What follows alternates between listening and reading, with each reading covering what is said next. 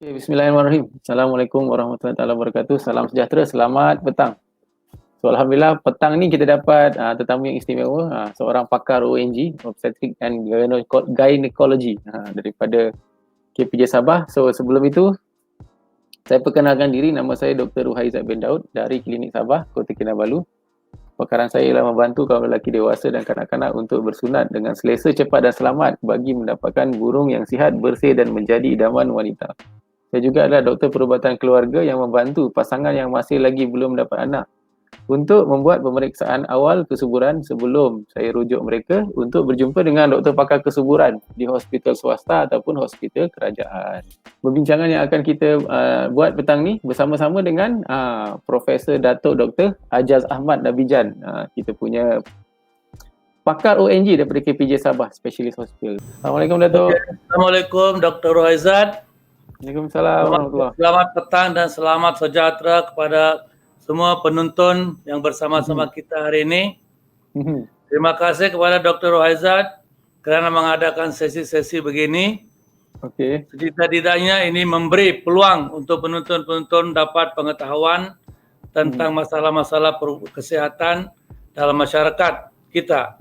Dan ini akan menjana minat dan kesedaran untuk menjaga kesihatan mereka dan mendapatkan rawatan awal jika perlu. Saya Dr. Ajaz, pakar ONG di KPJ Sabah. Sebelum ini saya berkhidmat di Puan Medina Women's Hospital di Karamunsing KK selama 18 tahun. Dan mungkin dari kalangan penonton-penonton ada yang saya sambut dulu. Mungkin. So, selepas itu saya join SMC dan seterusnya KPJ sudah dalam 15 tahun. Ui, lama dah tu Datuk. Ya. So, total 34 tahun saya berkhidmat di Sabah sebagai ONG. Ya, sini. Okey, Datuk. Di samping itu saya juga pensyarah sambilan di University Malaysia Sabah Fakulti Perubatan dan jadi external examiner selama 10 tahun lebih.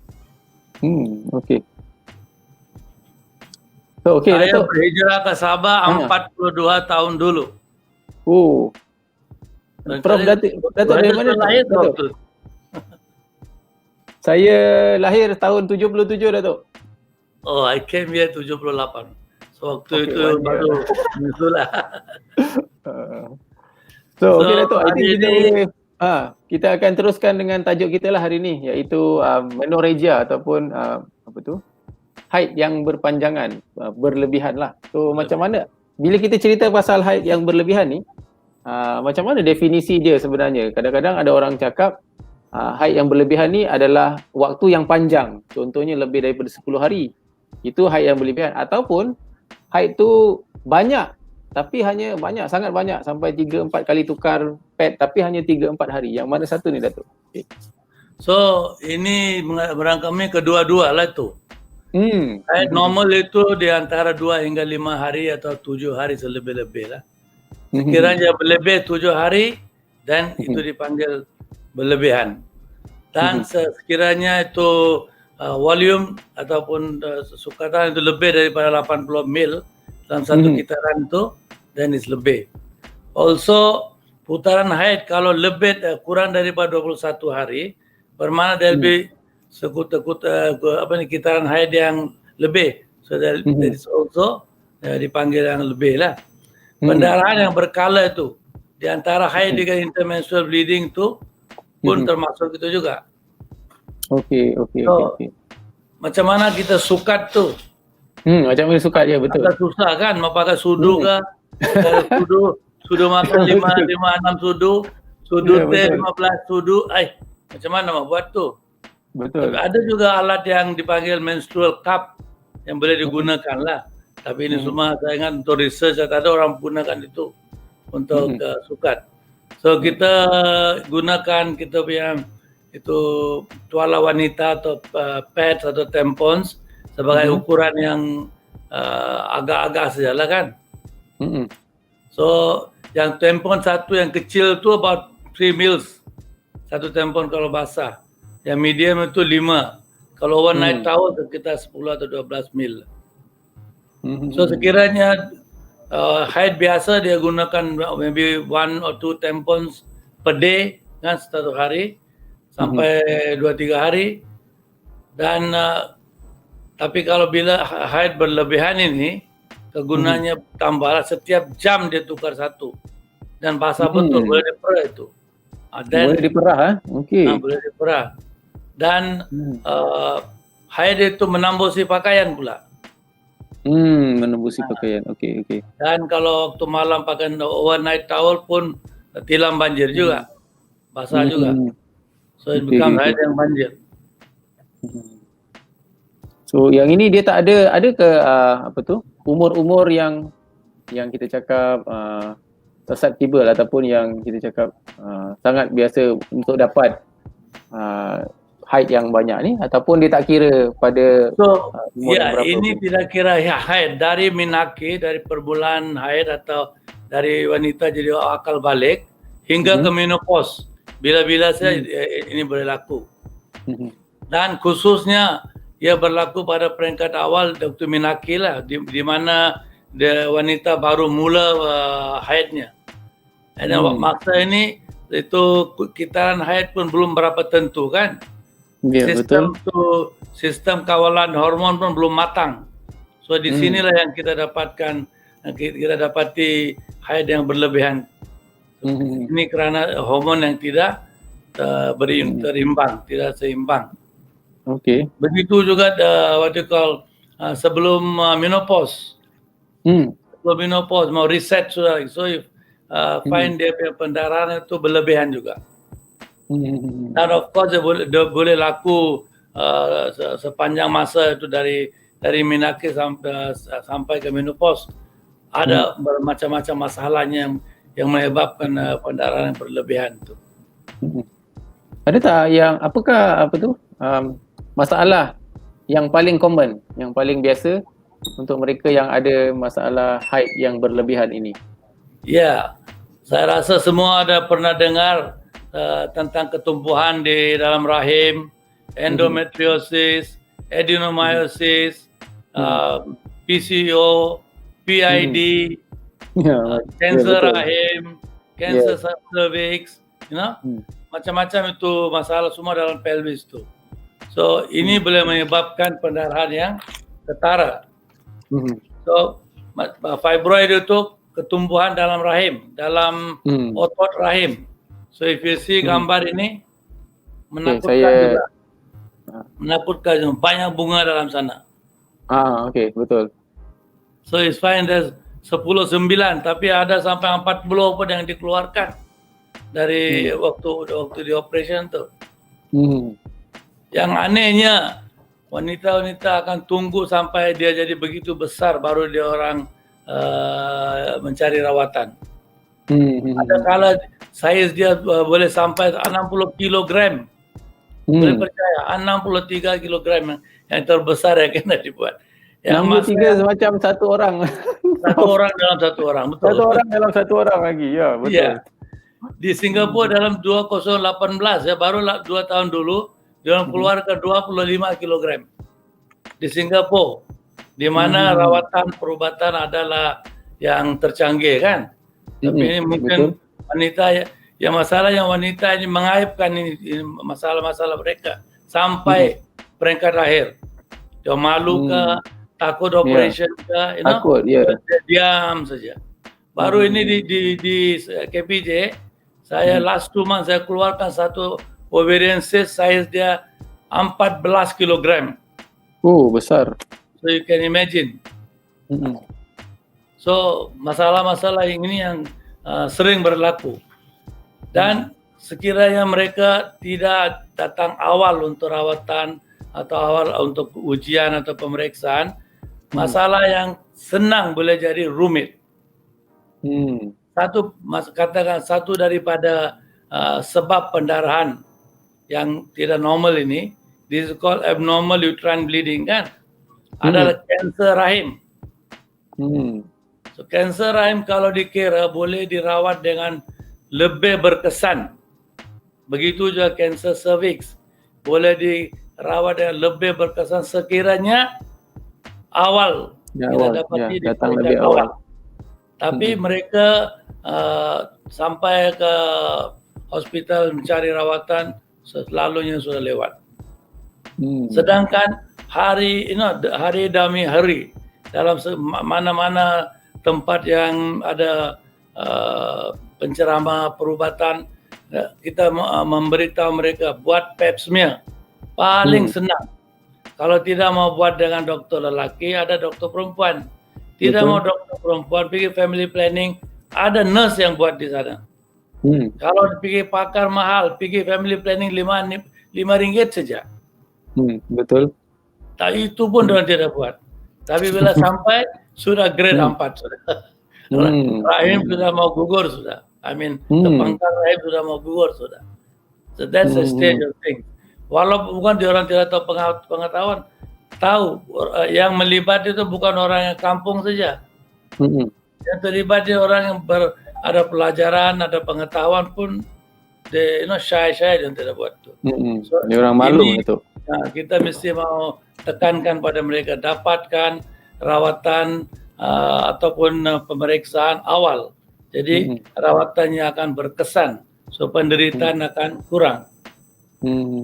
Betul. Okey Datuk. Apa tu? Mungkin ada beberapa soalan.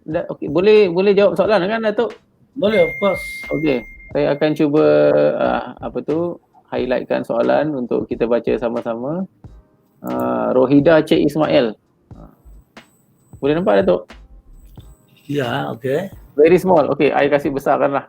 Kejap begini. Tu.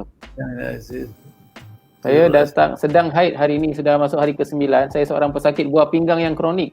Dia ada chronic kidney disease, sudah jalani dialisis lebih dari 17 tahun. Soalan saya, kenapa haid saya berlebihan dan lama? So, satu daripada sebab untuk haid berlebihan adalah sakit ginjal, kidney kan? So, pesakit kidney kerana sakit kronik dia boleh menyebabkan kualiti darah jadi cair ke apa, so pendarahan tu boleh ada. One of the causes for menorrhagia atau pendarahan berlebihan adalah penyakit ginjal, penyakit hati.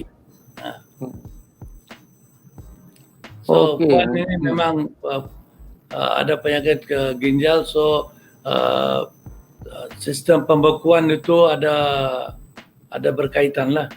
Mungkin terganggu Datuk. Atau mungkin dia ada menerima cecair, cecair waktu rawatan, macam heparin waktu dia kena dialisis tu. So itu boleh menyebabkan pendarahan juga. Stop di mana? Okey, soalan seterusnya Datuk. Saya nak tanya, saya kadang-kadang haid berlebihan sampai 15 hari tapi tak banyak, sikit-sikit. Maksudnya dia lebih daripada 7 hari. Lepas tu stop 5 hari, sambung balik 5 hari.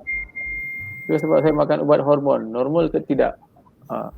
Ya, so ini sampai 15 hari memang tidak normal. So masalahnya sudah diperiksa atau belum? Mesti mau buat pemeriksaan teliti, mau tahu apa sebabnya dia pendarahan begini. So itu yang penting sekali. And then sekiranya makan ubat hormon untuk memberhentikan itu mesti ikut tata caranya. So what happens is kebanyakan wanita dia makan 4-5 hari pendarahan berhenti. So dia stop itu obat, pendarahan mula balik lagi. Juga withdrawal bleeding. So ini obat kalau mau dimakan mesti mau makan satu cycle, satu putaran. So sekira selama 21 hari hingga 28 hari. Bila you berhenti lepas itu datanglah haid yang normal. Yang penting sekali mau tahu kenapa pendarahan itu, jangan ambil senang. So mesti ada buat pemeriksaan yang penting lah, yang macam DNC ke, hysteroskopi ke, ataupun buat ultrasound tengok ada fibroid ke, so ada adenomyosis ke. ada PCO ke, kadang ada dia PCO pun pendarahan begitu juga. Di mana selaput rahim jadi tebal kerana berlebihan hormon estrogen. Selalunya kalau katakan ada pasien yang datang jumpa Datuk untuk apa tu masalah pendarahan yang berlebihan ni, apa selalunya yang kita perlu buat? Apa yang selalunya kita perlu buat apa tu preliminary investigation ataupun pemeriksaan awal? Yang pentingnya kita ambil sejarah dia teliti. And then the first investigation we do is vaginal examination, kan buat pemeriksaan sulit. Banyak masalah boleh dapat di sana. Saya katakan cervix ada masalah, kita boleh tahu. Okay? Katakan ada uterine fibroid yang menurun dari dalam rahim ke luar cervix yang dipanggil fibroid polyp, isn't it? Dan ataupun boleh dapat cervical polyp dari sana.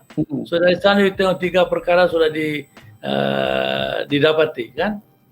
Dan ini baru buat speculum examination saja. Selain daripada itu kita buat ultrasound. Kita tengok dalam rahim ada tumbuhan kah, atau di luar rahim ada tumbuhan kah, you know.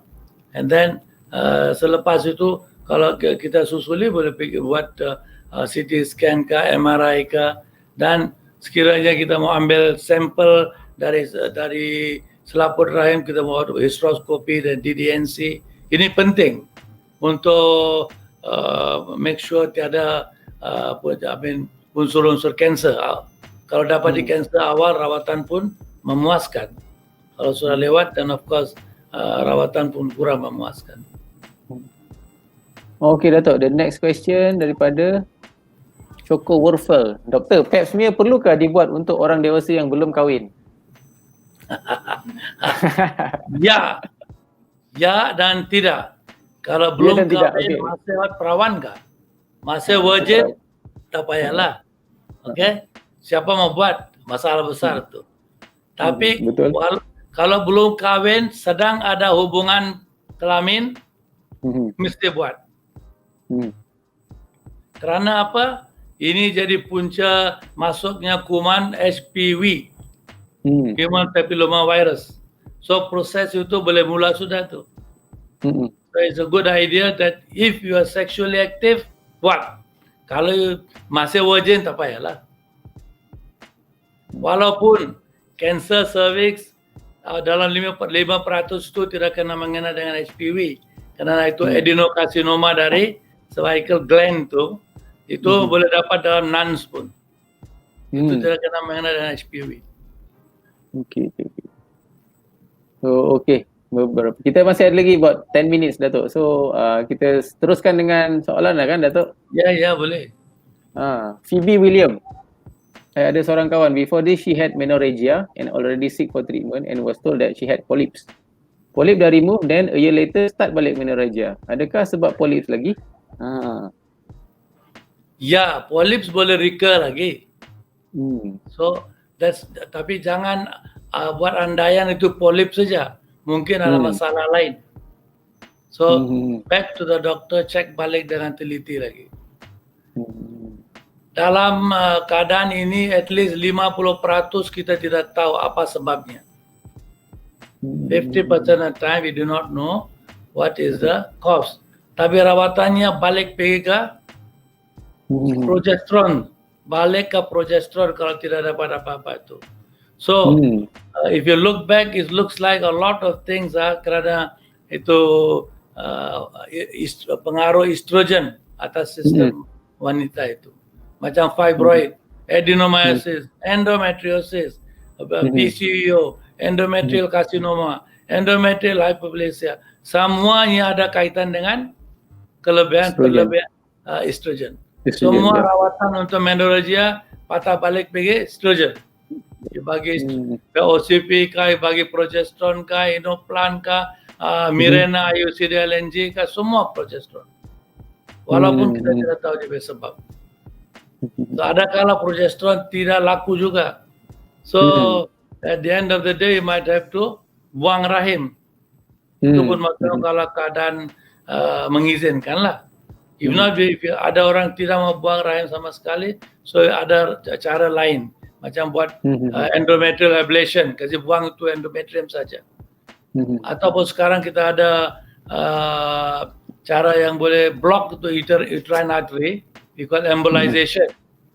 Jadi buat embolization di uterine artery, selaput rahim jadi nipis, tidak akan ada pendarahan lagi.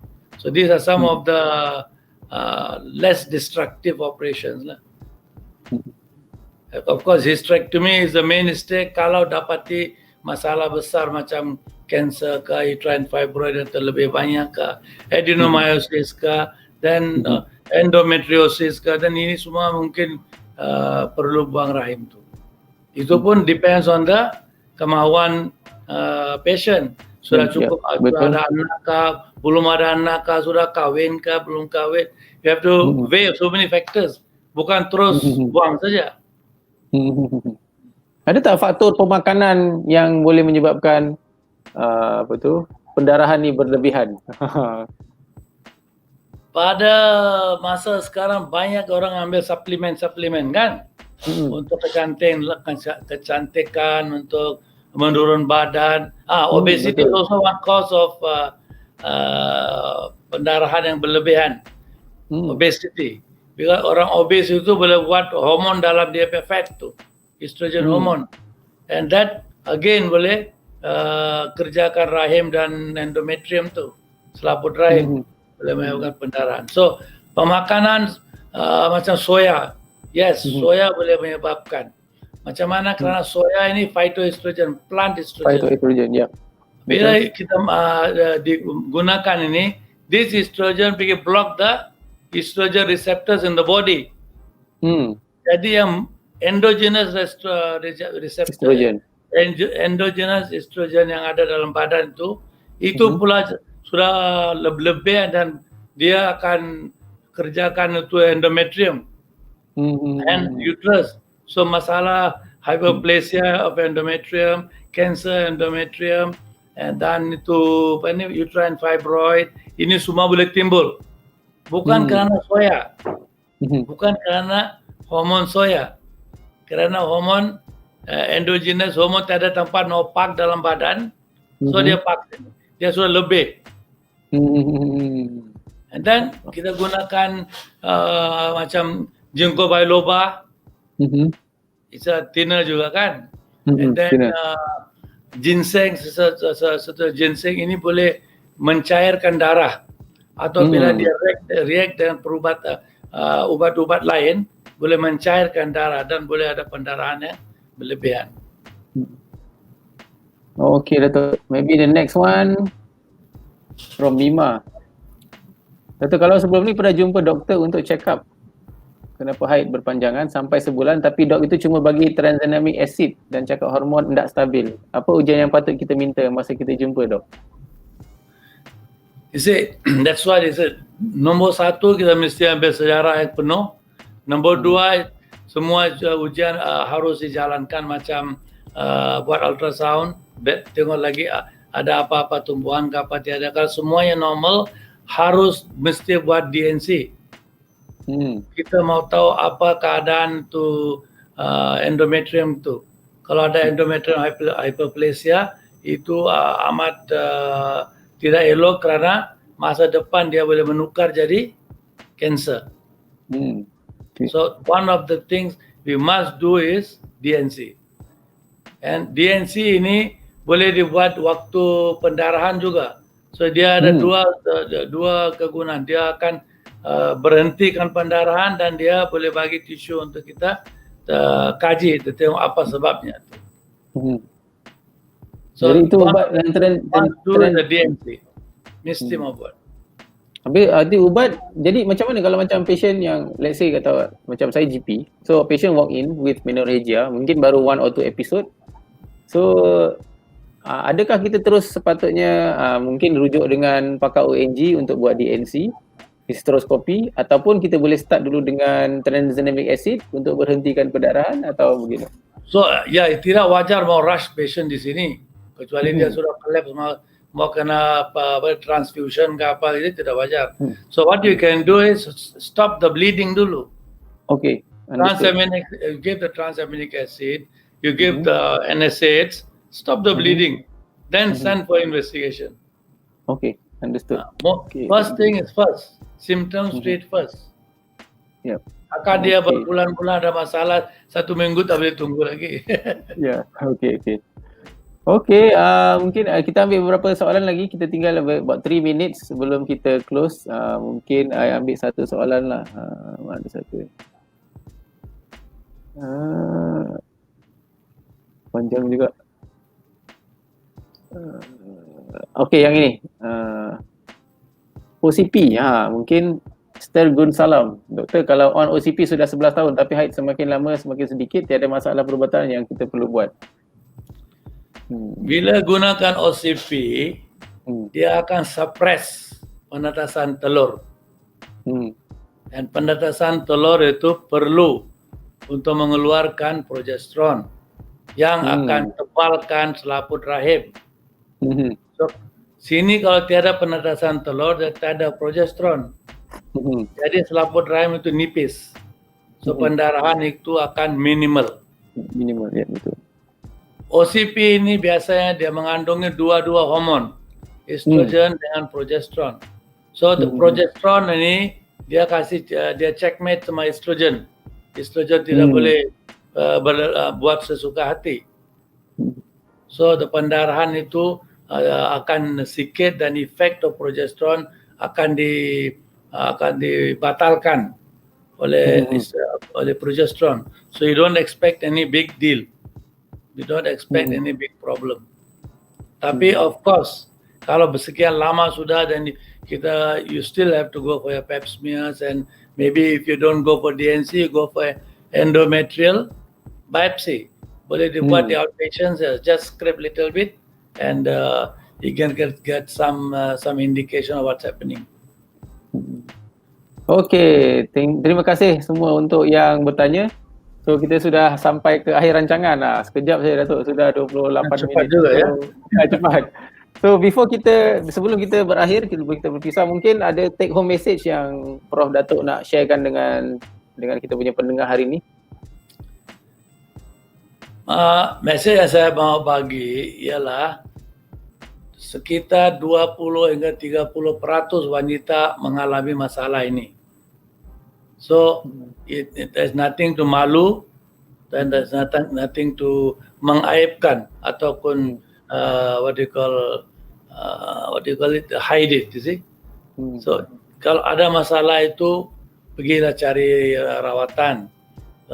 Okay, if not, nanti kalau biasanya apa jadi selalunya ini dia diam, so dari bulan ke bulan darah mereka turun, sekali dia productivity turun, pening lah dia orang, berdebar lah, jantung kerja tidak pergi, penting kerja lah, macam-macam dia buat. And then sekali-sekala dia pengsan pula. So, zaman sekarang kalau pengsan, tak ada orang mau tolong, dia ingat ini COVID ini. Betul. So, jangan sampai tahap begitu. So, nanti kalau pengsan di atas tangga, apa akan jadi? Cedera parah. Pengsan kalau waktu bawa kereta, apa akan jadi? So, go and see the doctor, correct the problem, detect the problem, correct the anemia. Yang paling penting ini, jangan kurang darah sampai boleh ke tahap pengsan. Okay? And then, walaupun pendarahan ini you rasa tak sakit, itu yang masalahnya. Kebanyakan orang tidak sakit. Ya, betul. So, kalau tidak sakit, dia tidak mau pergi. Ya, betul. Di mana-mana. Nanti. Jadi bila akhirnya pergi sana, sudah tidak boleh nanti. Okay. So, kita mau tahu apa sebabnya. Walaupun 50% ke masa kita tidak tahu apa sebab pendarahan itu. Tapi yang 50% itu kita mesti mau periksa dan tahu. Dan kalau boleh rawat. Kalau kita tunggu saja ini, nanti anemia satu masalah, kemandulan lagi satu masalah. Jadi ada fibroid lagi satu masalah. Kalau dia rarely lah, tapi some of it can turn into cancer. Kan? Sometimes ada endometriosis, big cyst sana. Masalah dia no sakit, no nothing, pendarahan saja. Sekali one day dia pecah, meletup. Then you come with acute abdomen. So untuk mengelakkan keadaan ini jadi teruk dan menyusahkan untuk diri pasien, so carilah rawatan awal, jagalah kesihatan itu dengan buat pemeriksaan regular medical check up. So di sini saya rasa Dr. Rohaizat ini program ini is very good. At least sampaikan some news to the masyarakat di luar sana itu supaya ambil tahu dan bergerak sikit, ambil tindakan, jaga kesehatan diri, bukan poket dokter saja. Betul. Semua ingat mahal jumpa pakar, jangan jumpa pakar, jumpa Dr. Rohaizat dulu. Okey, Dato'. Pasal kita tidak tahu tidak ada masalah. So boleh dirawat dengan apa orang kata itu, dengan hormon kah, tukar diet kah, ataupun kurangkan berat kah, you know? So this thing might help. You don't have to jumpa pakar. Jumpa Dr. Rohaizat. Kalau dia dapat tumbuhan 25 kg, dia beratur. Tidak saya. Okey, Dato'. Thank you very much untuk discussion. Terima kasih. Hopefully kita akan jumpa lagi next time. Assalamualaikum. InsyaAllah. Okey, terima kasih. Terima kasih kepada yang join kami dari awal sampai habis. Minta maaf kepada beberapa soalan yang saya tak dapat nak highlight. Hopefully apa yang kami kongsikan petang ni memberikan manfaat kepada anda. At least ada sesuatu yang anda boleh tahu kan kepada wanita lah especially. Sebab period ni hanya berlaku pada wanita dan dia boleh mengganggu, sekiranya anda suami isteri, dia boleh mengganggu kehidupan seksual anda juga dan boleh ganggu anda punya quality of life. So apa yang kami hopefully apa yang kami kongsikan ini bermanfaat. Tolong like, tolong love, tolong share, tolong tag kawan-kawan, tolong like dan follow Klinik Sabah dan KPJ Sabah Specialist Hospital punya FB page. InsyaAllah kita akan berjumpa lagi. Besok dah hari 6. Hari Minggu kami tidak live, tapi tak apa. InsyaAllah saya punya staff akan on. Kita akan sentiasa bagi maklumat melalui kita punya FB page. Kita jumpa lagi hari Isnin. Assalamualaikum dan salam sejahtera.